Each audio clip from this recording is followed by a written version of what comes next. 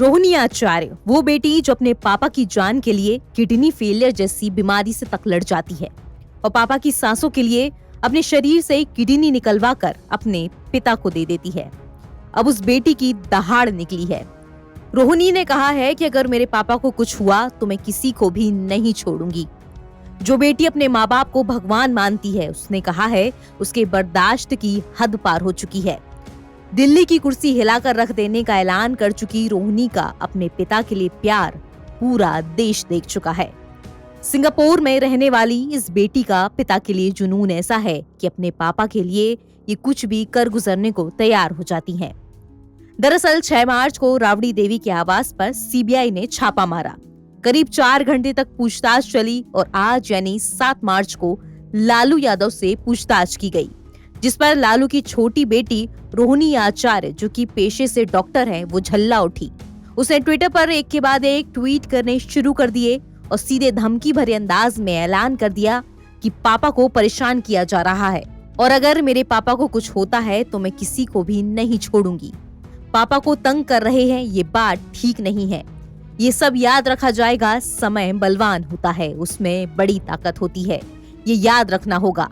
पापा को ये लोग तंग कर रहे हैं, अगर उनके तंग करने के कारण उन्हें जरा भी परेशानी हुई तो दिल्ली की कुर्सी हिलाकर रख देंगे। अब बर्दाश्त करने की सीमा जवाब दे रही है। तो वहीं तेजस्वी यादव पहले ही केंद्र सरकार पर तंज कसते हुए बीजेपी की तकलीफ बता चुके हैं। अब जिसको जो आकलन करना हो करता रहे। जिस दिन ये नई सरकार बनी है उस दिन से हम कह रहे हैं कि हर महीने तो होता ही ना भाई, तो इसमें कोई फर्क पड़ रहा है किसी को?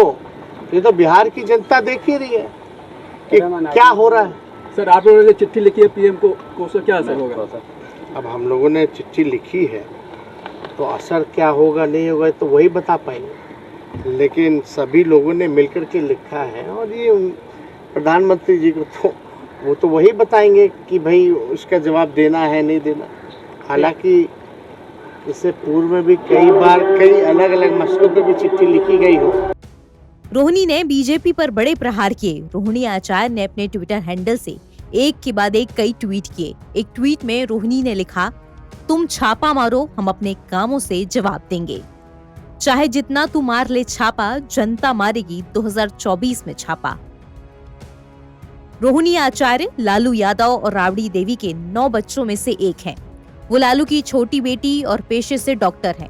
उन्होंने साल 2002 में America based software engineer Samaresh Singh से शादी की थी। वो फिलहाल सिंगापुर में रहती हैं, लेकिन सिंगापुर में रहने के बावजूद वो भारत के राजनीतिक मामलों को लेकर सक्रिय हैं और राजनीतिक टिप्पणियां भी करती रहती हैं।